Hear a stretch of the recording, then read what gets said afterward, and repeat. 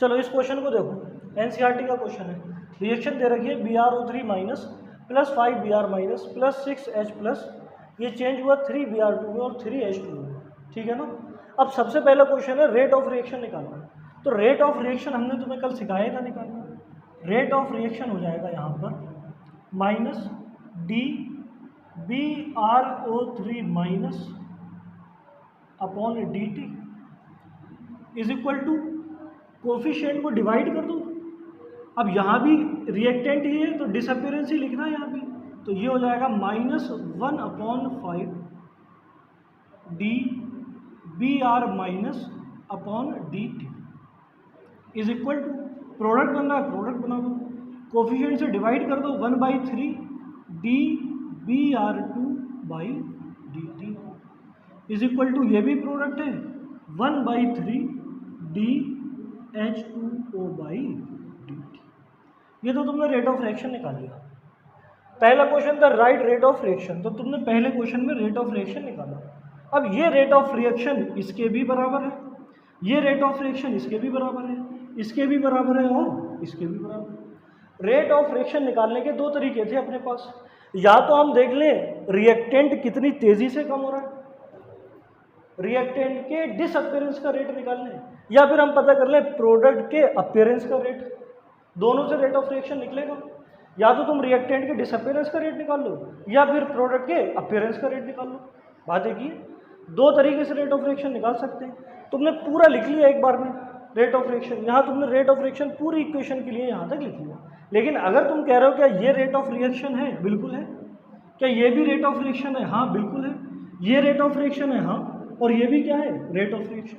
हमने पूरी इक्वेशन का लिखा है, पूरी इक्वेशन के लिए लिख लिया। क्या ये इंडिविजुअल रेट ऑफ रिएक्शन होगा, नहीं होगा, होगा। अगर तुम्हें इसकी कंसंट्रेशन पता है BrO3 माइनस की कि कितनी देर में कितनी कंसंट्रेशन हो गई, यानी ये घट के कितना रह गया, और टाइम इंटरवल दिया हो, तो रेट ऑफ रिएक्शन आ जाएगा। और सिर्फ अगर तुम्हें Br माइनस की कंसंट्रेशन दे रखी है और टाइम इंटरवल दे रखा है, तब भी रेट ऑफ रिएक्शन आएगा। कहने का मतलब ये है पांचों में से किसी का भी दे दे, किसी की भी change in concentration with respect to time दे दे, तुम सॉल्व करके रेट ऑफ रिएक्शन निकाल लोगे। अब दूसरे क्वेश्चन में ये रिलेशन पूछ रहे हैं BrO3 माइनस और 5Br माइनस के बीच में। अब देखो ये दोनों रिएक्टेंट हैं, दोनों क्या हैं, रिएक्टेंट। तो देखो इसे सॉल्व करो, इनके बीच में रिलेशन जो है उसको आपस में बराबर कर दो। तो ये दे रखा है, इन दोनों को आपस में बराबर कर दो, DBrO3 माइनस अपॉन dt। लेकिन यहाँ माइनस लगाओगे क्योंकि यहाँ बात किसकी चल रही है, रिएक्टेंट की, तो रिएक्टेंट के लिए हम माइनस लगाते हैं। इज इक्वल टू, पूछा किसके लिए, Br माइनस के लिए भी, तो यहाँ भी 1/5 हो जाएगा। माइनस यहाँ भी लगेगा क्योंकि यहाँ भी क्या है, रिएक्टेंट ही है, अपॉन dt। बोलो, माइनस से माइनस कैंसिल हो जाएगा, ये इन दोनों के बीच में रिलेशन आ जाएगा। बोलो भाई, ठीक है ना। अब इसके बाद इसके बीच में रिलेशन पूछा है, तो इसके बीच में रिलेशन निकाल लो, इसके बीच में रिलेशन निकाल लो। थर्ड वाले में देखो तो Br माइनस और Br2 के बीच में दे रखा है, तो Br माइनस ये रहा और Br2 ये रहा, ठीक। और यहाँ तुम देख लो, यहाँ से कर लो उसको, ये दोनों दे तो रखे, तो 1/5, लेकिन ये आएगा माइनस में क्योंकि बात हो रही है रिएक्टेंट की, और यहाँ हो जाएगा DBr minus dt is equal to 1/3 DBr2/dt। 5 इधर आ जाएगा, तो यहाँ पर इन दोनों के बीच में रिलेशन आ जाएगा माइनस का DBr minus dt is equal to 5/3 DBr2/dt। ये माइनस उठ के यहाँ से यहाँ आ जाएगा। इस क्वेश्चन को अगर मोल कॉन्सेप्ट से करने जाओगे, मोल कॉन्सेप्ट से, तो देखो यहाँ BrO3 minus plus 5Br minus है, यानी मोल कॉन्सेप्ट में जब स्टिक्योमेट्री में जाओगे, मैंने पढ़ाया तुम्हें, तो जितनी देर में BrO3 माइनस का 1 मोल जाएगा उतनी देर में Br माइनस के 5 मोल चले जाएंगे। बोलो, या हम ये कहें कि अगर 1 मोल BrO3 माइनस का यूज होगा तो 5 मोल Br माइनस का यूज होगा। स्टिक्योमेट्री में यही पढ़ा था। इसी को टाइम से डिवाइड कर दो, रेट आ जाएगा, यानी जितनी देर में इसका 1 मोल जाएगा उतनी देर में इसके 5 मोल चले जाएंगे। बोलो, इसका मतलब Br माइनस का रेट BrO3 माइनस से 5 गुना ज़्यादा है। या फिर इसे ऐसे कह लो, BrO3 माइनस का रेट Br माइनस से 1/5 टाइम्स कम हो जाएगा। बात तो एक ही है, दोनों तरीके से कह दूँ तो हमने लिख तो दिया BrO3 माइनस का रेट 1/5 हो जाएगा DBr-। अब यहाँ समझो, जितनी देर में Br माइनस के 5 मोल यूज होंगे उतनी ही देर में Br2 के 3 मोल बनेंगे। स्टिक्योमेट्री से देखो, स्टिक्योमेट्री से देखो, तो इसका जब रिलेशन निकालोगे तो ये आ जाएगा। देखो रिलेशन निकालो, ये आ जाएगा। बात समझ में आ गई? चलो नोट कर लो इस क्वेश्चन को। देखो बहुत सिंपल है, यहाँ रेट ऑफ रिएक्शन लिखना है तुम्हें सिंपली, ये हो जाएगा minus DH2/dt is equal to minus DI2/dt is equal to plus coefficient को डिवाइड कर देते हैं 1/2 DHI/dt। ठीक, ये क्वेश्चन देखो जरा, 4NH3 प्लस 5O2 चेंज हुआ 4NO में प्लस 6H2। अब इसमें कई क्वेश्चन पूछे, हिंट दे रखा है rate of appearance of NO is 3.6 into 10⁻³ मोल पर लीटर पर सेकेंड, और तुमसे क्वेश्चन पूछा है rate of appearance of H2। अब देखना, यहाँ रेट ऑफ अपीयरेंस पूछा है, यहाँ rate of disappearance of NH3 पूछा है, और यहाँ rate of appearance of O2 पूछा है, और फाइनली रेट ऑफ रिएक्शन पूछा है। फाइनली क्या पूछा है मुझसे? तुम सबसे पहले रेट ऑफ रिएक्शन का एक्सप्रेशन लिख लो। सबसे पहला काम ये करो कि रेट ऑफ रिएक्शन का एक्सप्रेशन लिखो। देखो कैसे लिखेंगे हम rate of reaction. Rate of reaction हो जाएगा -1/4 DNH3/dt is equal to -1/5 DO2/dt is equal to plus 1/4 NO is DNO plus 1/4 DNO/dt is equal to plus 1/6 DH2O/dt। पहले तो तुमने order of rate of reaction लिख लिया, पहले क्या लिख लिया? Rate of reaction. अब देखो रेट ऑफ रिएक्शन इसमें से कौन से वाले पार्ट से हम निकाल सकते हैं? किसका हिंट दे रखा है? NO का अपीयरेंस का रेट दे रखा है, NO का दे रखा है, यानी रेट ऑफ रिएक्शन निकालने के लिए ये वाला पार्ट हमारे काम में आएगा, इतना हिस्सा हमारे काम में आ जाएगा रेट ऑफ रिएक्शन निकालने। अब देखो मैं रेट ऑफ रिएक्शन निकालने जा रहा हूँ, 1/4 DNO/dt। जो क्वेश्चन में rate of appearance of NO दे रखा है वो ये दे रखा है या सिर्फ इतना दे रखा है? सर्किल वाला, ये होता है rate of appearance of NO, क्योंकि NO प्रोडक्ट में है तो ये रेट ऑफ अपीयरेंस होगा। इतना हिस्सा होगा rate of appearance of NO, और इसी की ही वैल्यू दे रखी है तो इसकी ही वैल्यू हम रख देंगे 1/4 इंटू 3.6 इंटू 10⁻³ तो ये 9 टाइम्स जाएगा, पॉइंट होगा, एक वन यहाँ बढ़ा लो तो ये हो जाएगा 9 इंटू 10⁻⁴ मोल पर लीटर पर सेकेंड। रेट ऑफ रिएक्शन आ गया, रेट ऑफ रिएक्शन आया 9 इंटू 10⁻⁴ मोल पर लीटर पर सेकेंड। अब एक बार तुम्हारे पास रेट आ गया तो जिसका निकालना है उससे रिलेट कर दो, जिसका भी अब क्वेश्चन पूछा जाए उससे रेट ऑफ रिएक्शन से रिलेट करो। देखो अब पूछा है rate of appearance of H2O, तुमने ये फोर्थ आंसर पहले ही निकाल लिया। अब पहला आंसर लिखो, रेट ऑफ अपीयरेंस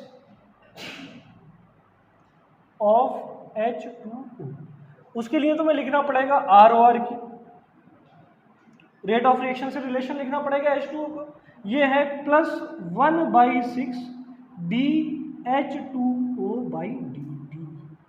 क्वेश्चन में जो पूछा है वो ये पूछा है, ये पूरा नहीं पूछा है, ये तो पर एंटिटी है, ये तो पर एंटिटी है। क्वेश्चन में सिर्फ तुमसे इतना पूछा है, rate of appearance of H2O ये पूछा है, तो ये निकाल लो। देखो रेट ऑफ रिएक्शन तो दे रखा है, दे क्या रखा है, अभी निकाला है तुमने, कितना निकाला है 9 इंटू 10⁻⁴, और ये 6 इधर आ जाएगा, 6 से मल्टीप्लाई हो जाएगा, इज इक्वल टू DH2O/dt। ठीक है भाई, तो बताओ DH2O/dt कितना हो जाएगा? 9 6 54। तो तुम क्या करो 54 में 5.4 लिख लो और एक यहाँ से कम कर दो 10⁻⁻3। अरे ये समझ में आता है कैसे किया? ठीक, बोलो। Rate of appearance of H2O भी आ गया। अगला क्वेश्चन तुमसे पूछा है rate of disappearance of NH3, ये भी ऐसे ही आ जाएगा। Rate of disappearance of NH3, इसको अगर निकालना है तो वही पहले तुम रेट ऑफ रिएक्शन के साथ इसका रिलेशन लिखो। तो वही ये रिएक्टेंट साइड में है, माइनस आएगा 1/4 d NH3/dt। तो यहाँ अगर तुम्हें d NH3/dt पूछा तुमसे, ये है, ये पूरा नहीं पूछा है तुमसे, तुमसे rate of disappearance of ammonia पूछा है। ये अगर पूरा निकालोगे तो ये पर एंटिटी आ जाएगा, और पर एंटिटी जो आएगा उसे रेट ऑफ रिएक्शन बोलते हैं। तो देखो सॉल्व करो इसे, d NH3/dt is equal to, rate of reaction निकाल ही रखा है, 9 × 10⁻⁻4 × 4, तो ये हो जाएगा 36 × 10⁻⁻4। एक पॉइंट लगा लो वहाँ, पावर में से 1 कम कर दो, -3 मोल पर लीटर पर सेकेंड। इतना लिखो जल्दी से। और थर्ड वाले पॉइंट पे आओ, लास्ट में, rate of disappearance of O2। देखो इसे, यहाँ रिलेशन लिख लो, रेट ऑफ रिएक्शन हो जाएगा -1/5 d O2/dt। तुमसे रेट ऑफ डिसअपीयरेंस पूछा है, ये पूछा, निकाल लो, d O2/dt is equal to -5 इधर आ जाएगा माइनस का, इंटू रेट ऑफ रिएक्शन तुमने निकाल ही रखा है, 9 × 10⁻⁻4, ये हो जाएगा 45 × 10⁻⁻4, और इतना हो जाएगा 4.5 × 10⁻³ मोल पर लीटर पर सेकेंड। चलो इस क्वेश्चन को मोल कॉन्सेप्ट से कर सकते हैं, सिंपल मोल कॉन्सेप्ट से, जो हमने स्टीकियोमेट्री पढ़ी है, स्टीकियोमेट्री मोल कॉन्सेप्ट में पढ़ाई है मैंने, बिल्कुल उसी से कर लोगे, सिंपल है बिल्कुल। देखो कैसे, ये रिएक्शन लिखो जरा एक बार, 4NH3 + 5O2 4NO + 6H2। अब बताओ स्टीकियोमेट्री क्या कह रही है? स्टीकियोमेट्री कह रही है अगर 4 मोल NH3 के यूज़ हुए और 5 मोल O2 के यूज़ हुए तो 4 मोल NO के बनेंगे और 6 मोल H2O के। यानी अगर इनके बीच में तुम रेशियो लिखना चाहो तो ये हो जाएगा 4:5:4:6, ये रेशियो आ जाएगा स्टीकियोमेट्री से। बस इसी को अगर तुम कंसंट्रेशन को ही टाइम से डिवाइड कर दो तो रेट आ जाता है, टाइम से डिवाइड कर दो तो रेट आ जाएगा, कोई नई बात थोड़ी। अब समझो, अगर rate of appearance of NO 3.6 × 10⁻³ है तो NH3 का रेट ऑफ डिसअपीयरेंस कितना हो जाएगा? सेम, क्योंकि दोनों में स्टीकियोमेट्रिक कोएफिशिएंट कैसा है? सेम। जितनी देर में 4 मोल NH3 के जाएंगे उतनी देर में NO के भी 4 मोल बनेंगे। यानी जो इसका रेट ऑफ डिसअपीयरेंस होगा वही इसका रेट ऑफ अपीयरेंस होगा।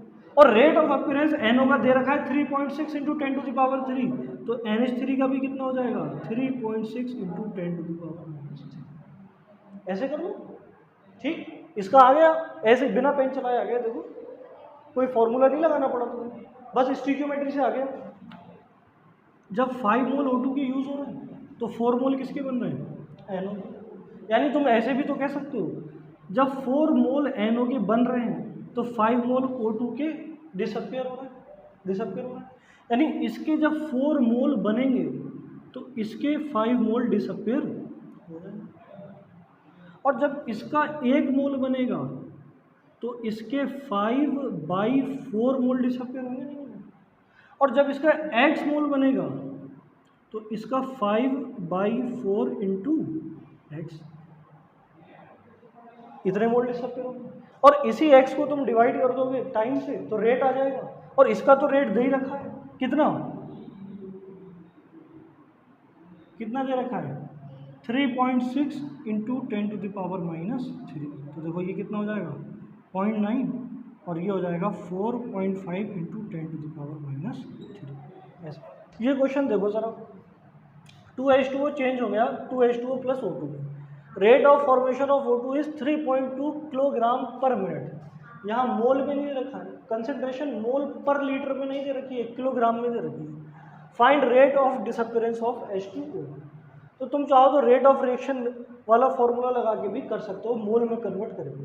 लेकिन अगर तुम इसे मोल कॉन्सेप्ट से करोगे, स्टीशियोमेट्री से, तो ज़्यादा आसान हो जाएगा। देखो कैसे, रिएक्शन लिख लो पहले 2H2O2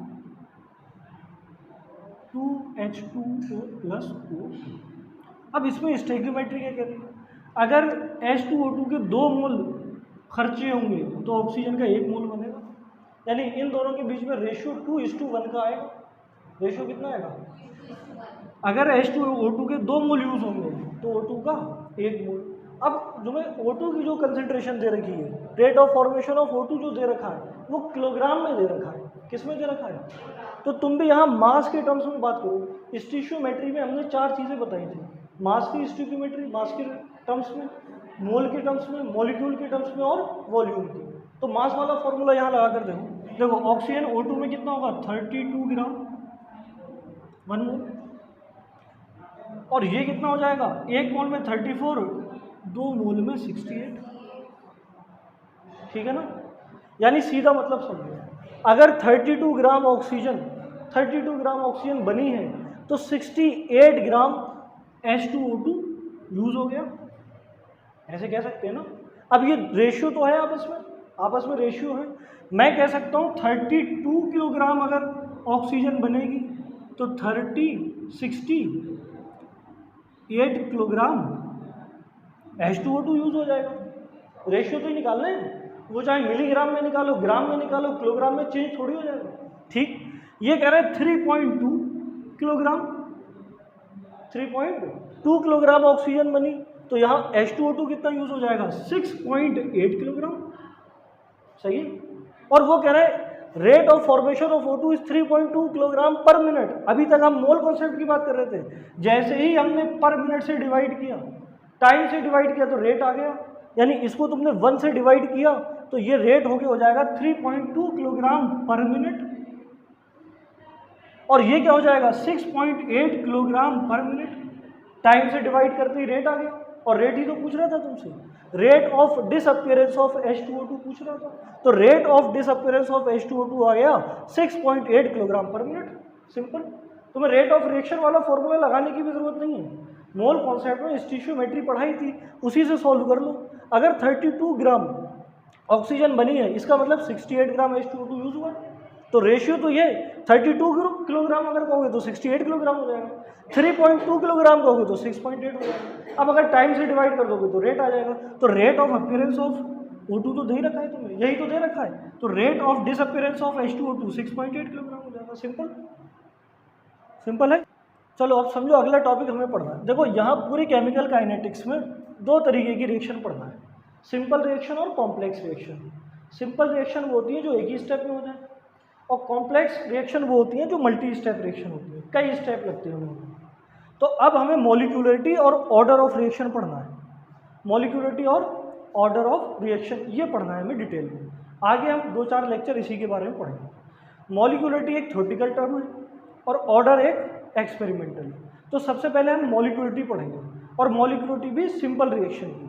तो हेडिंग डाल लो molecularity of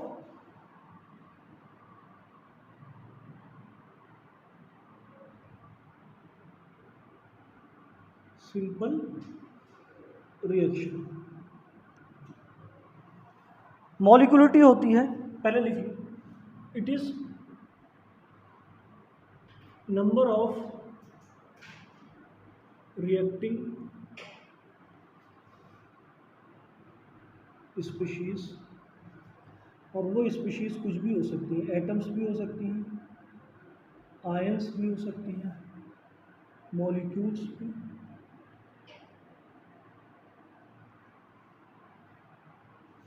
in a simple reaction.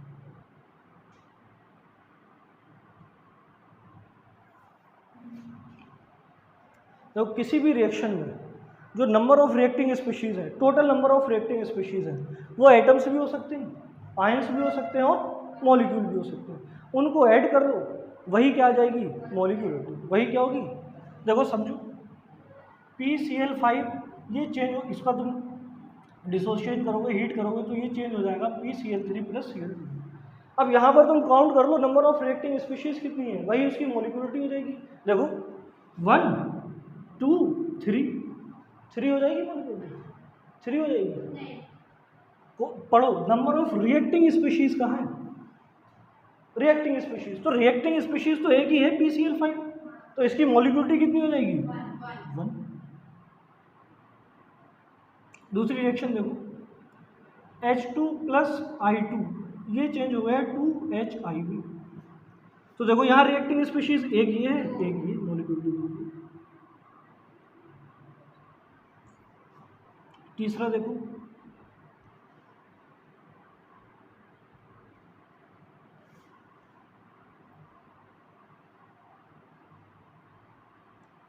इसको बैलेंस कर लो, ये बैलेंस हो गया। अब यहाँ total number of reacting species देखो 3 है, तो यहाँ मोलिकुलरिटी भी कितनी हो जाएगी। तो अगर मोलिकुलरिटी 1 है तो उसे हम बोलेंगे यूनिमोलिकुलर, 2 है तो बाईमोलिकुलर, और 3 है तो ट्राईमोलिकुलर। मोलिकुलरिटी 3 से ज़्यादा नहीं होती है। ऐसे तो अभी 4 मॉलिक्यूल भी तो रिएक्ट कर सकते हैं, 5 भी कर सकते हैं, 6 भी, 7 भी, 8 भी, कितने भी कर सकते हैं, लेकिन मोलिकुलरिटी कभी भी 3 से ज़्यादा नहीं हो सकती, क्योंकि जो इफेक्टिव कोलिजन होंगे, इफेक्टिव कोलिजन वो 3 से ज़्यादा नहीं होते। कोलिजन थ्योरी पढ़ेंगे लास्ट में, वहाँ पर मैं तुम्हें समझाऊंगा। इफेक्टिव कोलिजन, जब भी कोई ट्रांसफॉर्मेशन होता है, कोई भी रिएक्टेंट से प्रोडक्ट बनता है, तो उसके लिए बनने के लिए इफेक्टिव कोलिजन होना ज़रूरी है। आपस में रिएक्टेंट में इफेक्टिव कोलिजन होना ज़रूरी है, तभी प्रोडक्ट बनेगा। तो 3 मॉलिक्यूल से ज़्यादा अगर आ जाए तो उनके बीच में इफेक्टिव कोलिजन नहीं होता। पढ़ेंगे आराम से कोलिजन थ्योरी, बात समझ में आ रही है। इसीलिए 3 से ज़्यादा कभी मॉलिक्यूलरिटी नहीं होगी।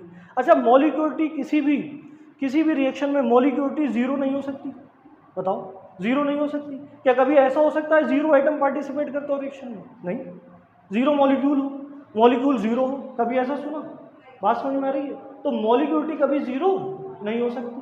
दूसरी बात, मॉलिक्यूलरिटी कभी निगेटिव भी नहीं हो सकती, निगेटिव भी नहीं हो सकती। अरे कभी कहोगे माइनस के 2 H2 रिएक्ट कर रहे थे या माइनस के 5 I2 रिएक्ट कर रहे थे, अरे या तो रिएक्ट करेंगे या नहीं करेंगे, निगेटिव में थोड़ी चला जाएगा।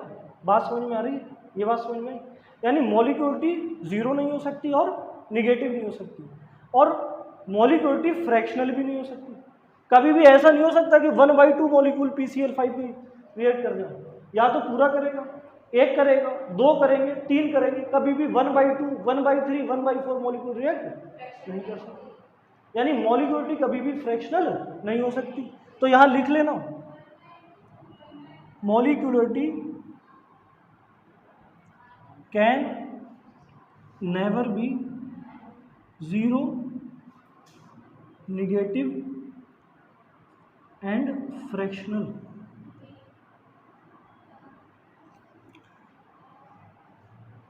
और एक पॉइंट लिख लेना, molecularity can not exceed 3 due to probability of effective collision among more than 3 entities is not possible। इतना लिख लो, बाकी